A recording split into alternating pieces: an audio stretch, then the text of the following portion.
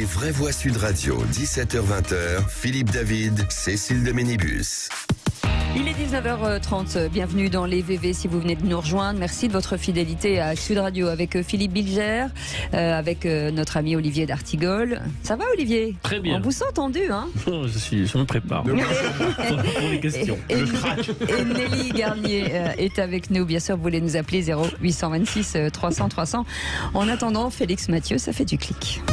Les vraies voix Sud Radio, ça fait du clic sur les réseaux sociaux. Bonsoir Félix Bonsoir. Mathieu. Bonsoir, Félix. Gouvernement et majorité, et désolé j'en ris, ne manquent pas d'idées pour faire des économies d'énergie. Oui, à commencer par la première ministre qui recevait le maire écologiste de Lyon tout à l'heure. Et devinez comment elle était habillée, Elisabeth Borne. Elle arborait une doudoune, des vêtements chauds pour économiser le chauffage. C'est le message du gouvernement. Le ministre de l'économie, Bruno Le Maire, avait prévenu hier sur France Inter. Nous ne mettrons pas le chauffage tant que la température ne sera pas en dessous de 19 degrés. Donc vous ne verrez plus avec une cravate mais avec un col roulé. Et promesse tenue avec sur Twitter une photo du ministre de l'économie aujourd'hui assis à son bureau, habillé, devinez comment, habillé avec un col roulé. Et pas que lui. Oui, c'est vrai qu'il Nelly n'est pas le seul à porter le col roulé. Mais c'est pas tout, il n'y a pas que le col roulé. Ça s'arrête pas là puisqu'on parle de vêtements. Tiens, l'ancien président du groupe LREM de l'Assemblée nationale, Gilles Legendre, a une autre idée pour économiser l'énergie. Invité ce matin, cette fois sur France Info, Gilles Legendre nous a donné son astuce. Écoutez bien, fallait y penser. Moi, ça y est, par exemple, chez moi, ma femme et moi, on a décrété, on ne se sert plus du sèche-linge. On étend le linge. Honnêtement, c'est pas très compliqué à faire. Voilà, vous le saurez Ouais. si vous Super avez besoin intéressant.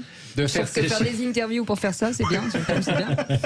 Si vous avez besoin de faire sécher votre col roulé, par Mais je exemple, vais le vous pouvez... noter, Félix, c'est une très bonne idée. Je n'ai déjà Voilà. pas de sèche-linge, je sais pas comment. Suspendre du linge, on n'avait Peut-être ne jamais plus entendu laver parler de son ça. linge. Voilà, bah oui, effectivement, tous ceux qui n'ont pas de sèche-linge peuvent remercier Gilles Legendre pour l'astuce. Ils peuvent donc étendre leur linge. En tout cas, forcé de le constater, il y a des slogans qui ne vieillissent pas. En France, on n'a pas de pétrole, mais on a des idées. C'est exactement ça. C'est exactement ça.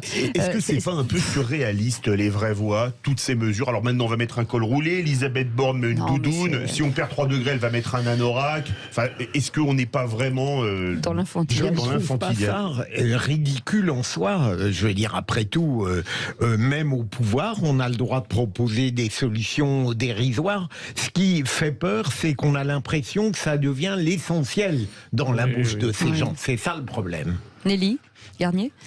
Qui a mis un col roulé, faut le Ouais. rappeler quand même. Oui, parce que j'ai attrapé froid. Non, mais moi je trouve que c'est un peu affligeant quand même quand la politique ça devient. Et je trouve que c'est un petit peu affligeant quand la politique ça devient ça. Et puis je crois que les Français, ils savent eux-mêmes comment on fait. Et puis je crois qu'il y a beaucoup de Français qui étaient déjà à 19 degrés en fait. Ouais, c'est Et ça. même à moins, pour certains. Mais je suis d'accord avec ce qu'a dit Nelly, dans le sens où il y a du bon sens dans le pays. Les gens, ils savent à peu près comment faire. Ils sont surtout très inquiets de recevoir les prochaines factures d'électricité. Mais on a pris la pente au moment du Covid. C'est encore une fois une façon de les Quand on nous avait dit infantiliser. sur les injonctions, vous vous souvenez, que papy et mamie ne pouvaient pas faire réveillon dans la pièce principale. Ils allaient dans le garage. Mais qu'ils allaient, je c'est ne sais pareil, où. oui. C'est à peu près pareil. C'est à C'est peu de la près même pareil. facture, c'est le même climat. Et vous pensez qu'au Conseil des ministres, il y en a un qui dit j'ai une super idée. On Oui, va non, mais mettre des cols roulés. je crois que le concours Lépine ne fait que commencer.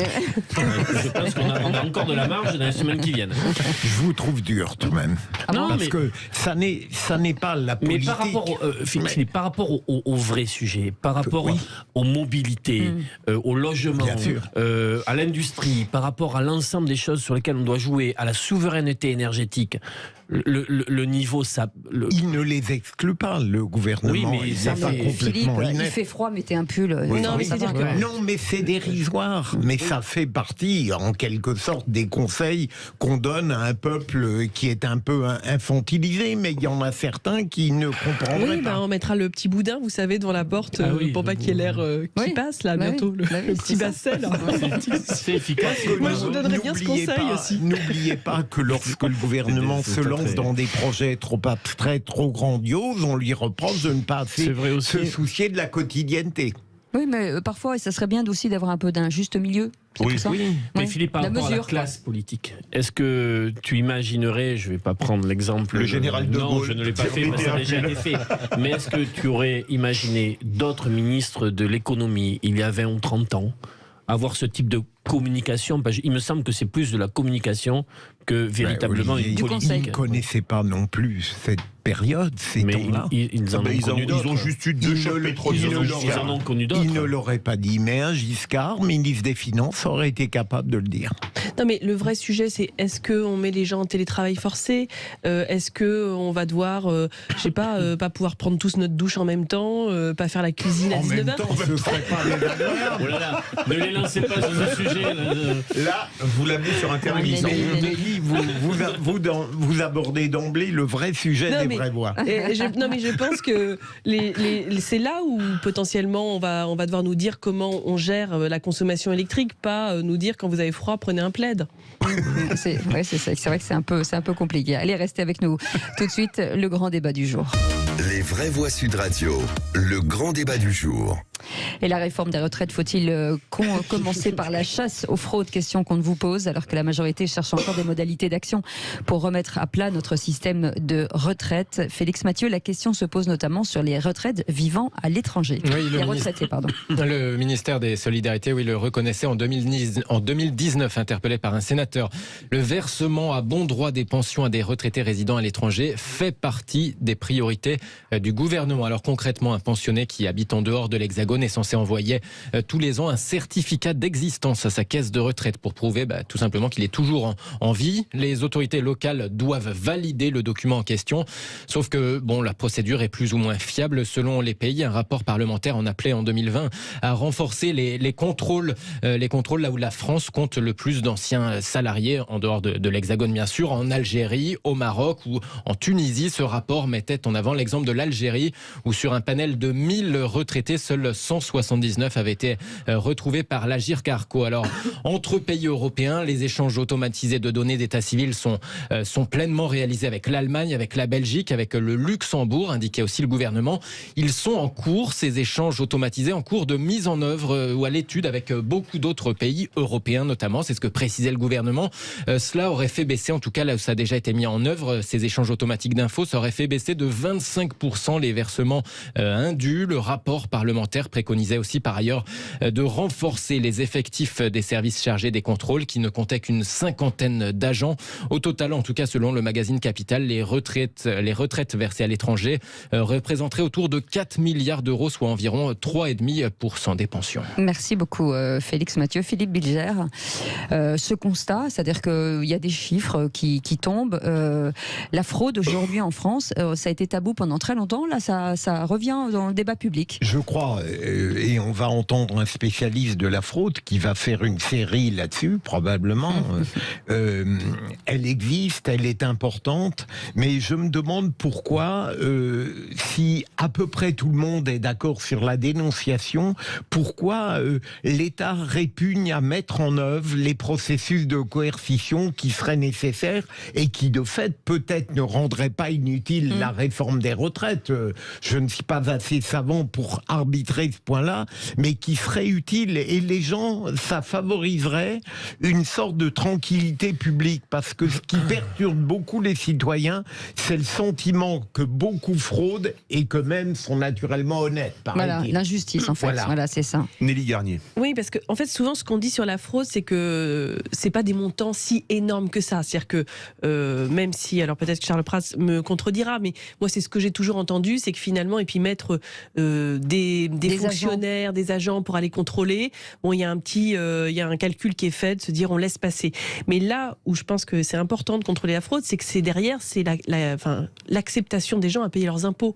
Parce que quand vous avez l'impression que c'est toujours vous qui mettez au pot et qu'en plus c'est toujours vous, et c'est toujours les autres qui profitent. C'est toujours les autres qui profitent et c'est toujours vous qui donnez. À un moment, vous avez une révolte, voilà, et une sorte de, vous avez déjà crié, Bien sûr. Les gilets jaunes. Oui. Olivier d'Artigol. Toutes les fraudes doivent être pourchassées. Certaines personnes se sont spécialisées depuis quelque temps sur certaines d'entre elles. Mais on doit parler de l'ensemble. La fuite des capitaux, par exemple. Oui, ou des fraudes sociales. Donc, toutes les fraudes doivent être pourchassées. Aucune n'est acceptable. On doit donc mettre des moyens de coercition, ce qui demande des effectifs. ce qui demande une action publique pour aller chercher cet argent indu. Première chose. Deuxième chose, ça sera bien de donner le rapport des différentes fraudes. Est-ce que c'est en millions d'euros? Est-ce que c'est en milliards d'euros? Nous savons très bien, il y a à peu près consensus là-dessus, que la fraude fiscale, c'est à peu près 80 milliards d'euros. Or, on apprend que dans la réforme de la police judiciaire, les inspecteurs chargés de la très haute délinquance financière, celle qui véritablement fait que notre pays perd des ressources considérables, auront moins de moyens pour agir dans ce sens. On a Charles Prats avec nous, magistrat, auteur des livres Cartel des fraudes et Cartel des fraudes 2. Tiens, avant de commencer, y a-t-il un Cartel des fraudes 3 en préparation, Charles Prats? Non, j'ai envie de passer des vacances tranquilles. Parce que comme je n'ai pas les moyens de me payer quelqu'un pour écrire les livres à ma place, quand je les écris moi-même. Donc ça prend un peu de temps et donc voilà. Alors justement, la fraude, c'est une réalité ou pas? D'après vous, évidemment que c'est une réalité. Enfin, tous les gens qui sont là en train de dire mais non, il n'y a pas de fraude, ce ne sont que quelques millions, fraude de pauvres fraudes, etc. Tout ça, c'est de la propagande politique. La réalité... Monsieur Pratt, qui vous a dit qu'il n'y avait pas de fraude? Oh, ben écoutez, depuis 48 heures, quand vous regardez sur les réseaux sociaux, je suis en train de me chicaner comme d'habitude avec Libération. Oui, je me doute. Mais là, dans le studio, personne n'a dit qu'il n'y avait pas de fraude. Il l'a pas dit dans le studio. Je vous ai y compris dit, il faut s'attaquer à toutes les fraudes. Oui, mais si vous voulez, pour revenir sur ce que vous venez de dire, par exemple, l'histoire des 100 milliards de fraude fiscale, 80 à 100 milliards de fraude fiscale. En réalité, il n'y a pas 80 à 100 milliards de fraude fiscale en France. 80. Non, vous vous basez sur un chiffre qui est le chiffre qui est donné par le syndicat Solidaire Finances Publiques. Mais en réalité... vous l'estimez à combien, vous alors, la fraude fiscale? La fraude fiscale, c'est fraude, qu'on appelle vraiment fraude, c'est une trentaine de milliards d'euros. Combien? Une trentaine de milliards d'euros. Ce qui est déjà énorme. Le chiffre de 80 à 100 milliards qui circule, en fait, le rapport de Solidaire Finances Publiques fait état des manquements fiscaux. D'ailleurs, ils le disent très bien. Hein. Eux, ils ne veulent pas avoir une définition trop stricte de la fraude parce qu'il y a des raisons juridiques. Ils parlent des manquements fiscaux. Et donc, dans ces 100 milliards... Ou des optimisations fiscales agressives. Oui, voilà. Olivier, j'ai l'impression que cet invité vous gêne. Vous ne laissez pas parler. Vous laissez pas parler. C'est juste pour vous expliquer, faire attention. Par exemple... de l'optimisation fiscale, par l'optimisation fiscale agressive, le frontalier qui habite à Lille et qui va acheter ses cigarettes en Belgique parce qu'elles sont moins chères, il fait de l'optimisation fiscale internationale. Pour autant, il ne fraude pas parce qu'il a le droit d'aller acheter 2 cartouches de cigarettes, c'est la réglementation européenne. Bon, mais la fraude fiscale véritable, globalement, on est sur une trentaine ou une quarantaine de milliards d'euros par an. C'est d'ailleurs les chiffres officiels de la Direction générale des finances publiques. Le pourcentage de dossiers de redressement fiscaux qui sont considérés comme frauduleux, ce qui est énorme. Vous savez, il y a un chiffre qui est tombé cet été au mois d'août que personne n'a relevé. Dans la presse, c'est passé crème comme ça. Personne n'a vu ça. C'est le calcul de ce qu'on appelle le tax gap TVA, de la fraude, le manque à gagner sur la TVA, la fraude à la TVA. Oui. On est remonté à 25 milliards d'euros par an. Oui. La principale fraude fiscale en France, c'est la fraude à la TVA, 25 milliards d'euros par an. Et on a des décisions politiques publiques qui ont été prises depuis quelques années qui sont dramatiques pour la lutte contre la fraude à la TVA. Notamment, c'est un peu technique, mais ce qu'on appelle l'autoliquidation de la TVA à l'importation, le déshabillage des services des douanes en la matière, etc. Et donc, dans quelques années, on aura la Commission européenne qui va nous tomber dessus en disant « Qu'est-ce que vous avez fait sur la fraude à la TVA ? Vous avez laissé le truc partir à volo et les fraudeurs s'en sont donnés à cœur joie. » Et donc, la fraude fiscale, elle existe. Mais la fraude sociale, évidemment qu'elle existe. La fraude aux cotisations sociales. Mais c'est quoi les chiffres? Parce qu'on entend dire, il y a des chiffres dans tous les sens. C'est quoi le vrai chiffre? Mais le vrai chiffre, à partir du moment où les organismes de protection sociale ne veulent pas ou ne faisaient pas d'évaluation, on ne pouvait pas avoir le vrai chiffre. Il n'y a pas de vrai chiffre de toute manière, puisque ce ne sont que des évaluations. En revanche, ce qu'on a comme chiffre qui est très précis, c'est 2 chiffres qu'on a. On a ce qui est sorti de la commission d'enquête parlementaire de 2020, donc à l'Assemblée nationale, 73 700 000 bénéficiaires de prestations sociales en France pour 67 millions d'habitants, et un chiffre qui est confirmé et même augmenté par la Cour des comptes quelques temps après, dans un rapport de septembre 2020 de la Cour des comptes, 75 300 000 assurés sociaux pris en charge pour 67 millions d'habitants.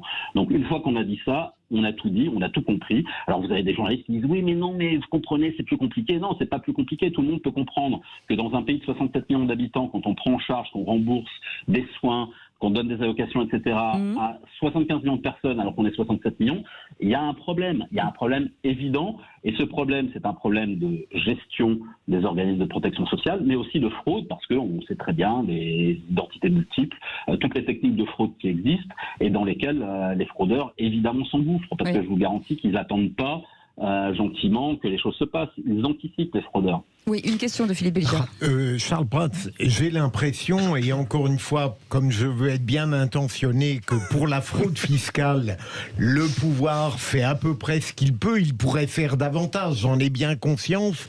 Mais comment expliquez-vous qu'il soit si passif devant la fraude sociale ? Alors, c'est une question de culture des organismes en charge de ce travail.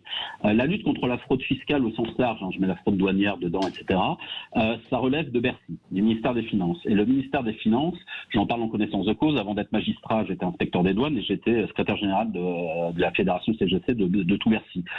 Au ministère des Finances, on a une culture de la lutte contre la fraude depuis très très longtemps. Et donc, c'est leur métier, ils savent faire ça et ils le font très bien, avec les effectifs qu'on leur donne et qu'on leur réduit depuis plusieurs années. En revanche, en matière de protection sociale, la lutte contre la fraude dépend des organismes de protection sociale, des CAF, des caisses primaires d'assurance maladie, des caisses de retraite, etc., les CARSAT, la CNAF, tout ça. Eux, c'est pas leur culture, la lutte contre la fraude. Eux, leur culture et leur métier, c'est d'aider les gens, c'est de distribuer des prestations, c'est d'accompagner de manière sociale les personnes. Attraper des bandits, courir après les voleurs, c'est pas le même métier. Absolument. Et donc déjà d'emblée, vous avez un problème culturel. Et quand vous discutez avec les agents de contrôle, eux-mêmes, des fois, ils se sentent pas très bien dans leurs organismes parce qu'ils sont un peu regardés de travers, parce que vous comprenez, c'est les méchants, ils font la chasse aux pauvres, soi-disant, etc. Et donc, si vous n'avez pas une culture et en réalité une solution qui serait de transférer la lutte contre la fraude, la responsabilité opérationnelle à un service de l'État, vous ne résoudrez pas le problème. Restez avec nous, Charles, on vient dans un instant. Il faut qu'on fasse une petite pause de pub justement sur cette fraude. Restez avec nous, c'est les VV jusqu'à 20h. Vous pouvez bien sûr commenter, 0826 300 317 46. Merci d'être avec nous. Les vraies voix Sud Radio, 17h-20h, Philippe David, Cécile de Ménibus.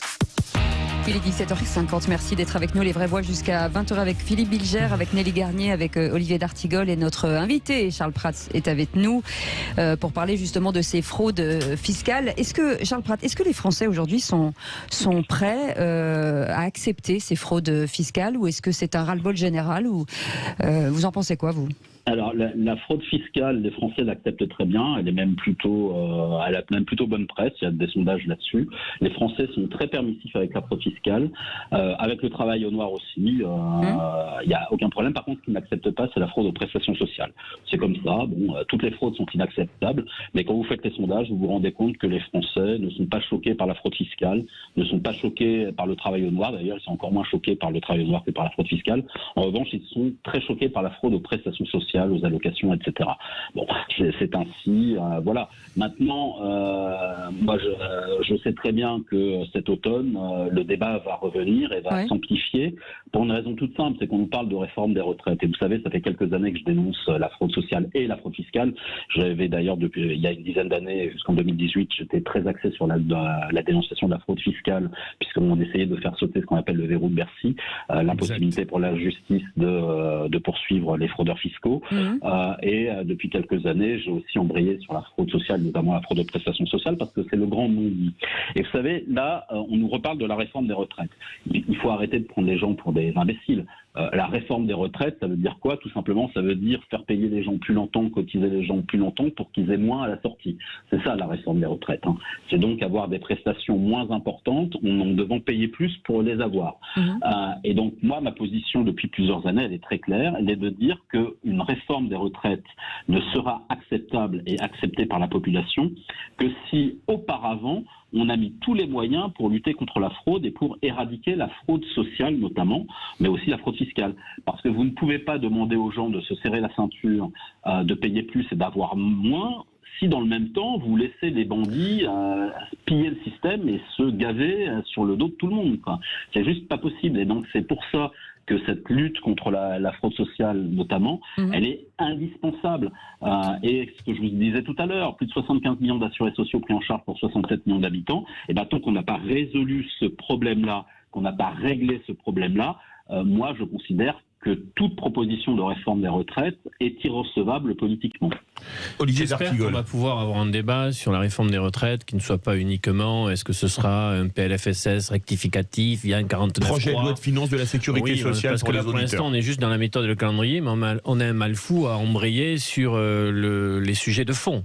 Quelle réforme Mais vous savez, vous parlez du PLFSS, je vais vous donner, alors je ne sais pas si vous vous êtes amusé à lire l'étude d'impact qui est publiée en même temps que le projet de loi de financement de la sécurité sociale. Et vous voyez, on parle de fraude, de lutte contre la fraude sociale aujourd'hui. Vous avez dans le PLFSS des mesures de lutte contre la fraude. Et j'ai entendu le gouvernement qui disait oui, priorité à la lutte contre la fraude sociale, on va faire des tas de choses, etc. Mais il faut regarder ce qu'ils ont mis dans leur étude d'impact. Vous savez à combien d'euros ils estiment que les mesures qu'ils proposent, que le gouvernement propose, vont permettre de récupérer en plus? 48,4 millions d'euros pour les mesures de lutte contre la fraude, 47,5 millions d'euros pour les fameuses mesures sur les arrêts de travail, vous savez, avec Doctolib et compagnie par téléconsultation, et 5 millions d'euros sur l'amélioration de la récupération des indus. C'est-à-dire qu'en fait, le gouvernement, dans son projet de loi de financement de la sécurité sociale, ne prévoit dans ces nouvelles mesures finalement qu'une efficacité supplémentaire de 100 millions d'euros par an pour aller récupérer dans la poche des fraudeurs plutôt que dans celle des contribuables. Donc autant vous dire que le compte n'y est pas, et ça vous démontre le manque d'ambition évident de ce projet de loi de financement de la sécurité sociale en matière de lutte contre la fraude. Quand on vous parle de dizaines de milliards d'euros de fraude annuelle, on ne fait pas un projet de loi avec des mesurettes qui permettraient de récupérer une centaine de millions. Ce que je sais sur le débat de fond, c'est que pour un certain nombre de métiers, je vais prendre un exemple, ces femmes qui, une salariée sur 4 dans notre pays, intervient dans les métiers du soin ou du lien. 1 sur 4.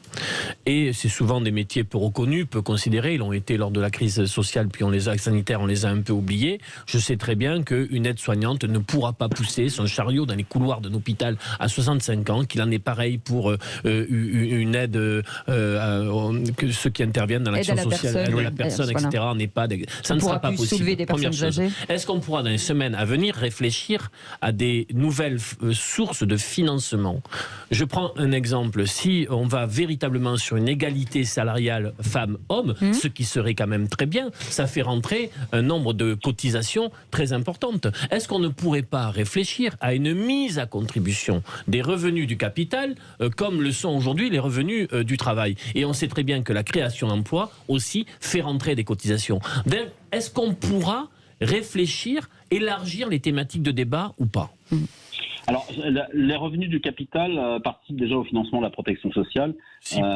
Si peu. Mais non, si peu. Et tout à l'heure, vous m'avez dit une chose, je vais vous dire quelque chose par rapport aux Français, Monsieur Prat, je vous le dis, par rapport aux Français qui accepteraient la fraude fiscale ou à la TVA et qui seraient plus prompts à réagir sur la fraude sociale. Vous savez, il y a aussi beaucoup de Français aujourd'hui qui voient une forme de séparatisme concernant la très grande richesse. Et beaucoup même disent, quand vous voyez l'activité de certains cabinets d'avocats fiscalistes qui font la démonstration que quand vous gagnez tant, vous pouvez échapper à l'impôt en proportion inacceptable, c'est aussi un sujet qui commence à mettre la société sous tension. C'était au cœur des Gilets jaunes. Nelly Garnier.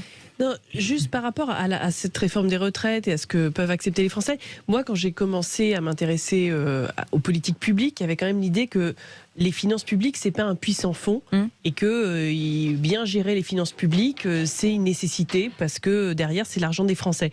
Moi, là où je pense qu'on a eu une bascule psychologique, c'est avec le quoi qu'il en coûte, avec et notamment en période préélectorale, cette idée qu'on maintenait les aides, on maintenait et puis qu'on parlait plus du tout de la dette et que finalement il y avait de l'argent magique et la planche à billets. On a fait sauter un verrou psychologique et donc maintenant, quand vous allez dire aux gens, en fait là, on est pris à la gorge, je pense qu'ils le croient plus. Et donc même toutes les mesures où vous leur demandez de faire des efforts, ils ne les comprennent plus. Et ça va être. C'est pour ça que maintenant on en est à se dire comment on va faire en catimini passer une réforme. Ouais. Merci beaucoup, Charles Prat, d'avoir été avec nous. Je vous en prie, mais je vous garantis que les Français ils vont comprendre la douloureuse parce que quand vous avez la remontée des taux d'intérêt telle qu'elle est en train de s'opérer et le besoin de financement de l'État qui est obligé d'emprunter parce que la dette est roulante, et ce qu'on empruntait à l'époque à 0%, là on va devoir l'emprunter à 2,5, 3 à 4%, et que d'ici 2-3 ans on aura une charge de la dette ou 10 ans à 100 milliards d'euros par an, et qu'il faudra augmenter les impôts de manière drastique et baisser les prestations de manière drastique, les Français ils vont vite comprendre. Ah, mais je suis d'accord avec vous, mais n'oubliez jamais l'histoire, n'oubliez pas que la Révolution française, elle provient d'une crise financière, qu'elle s'effondre parce que justement les révolutionnaires puis le directoire ont mis en place les assignats, la monnaie. Merci Charles Prats, on a dépassé le temps. On est obligé de vous laisser rester avec nous dans un instant. Le mot du jour avec Philippe David. Restez avec nous, on est ensemble jusqu'à 20h.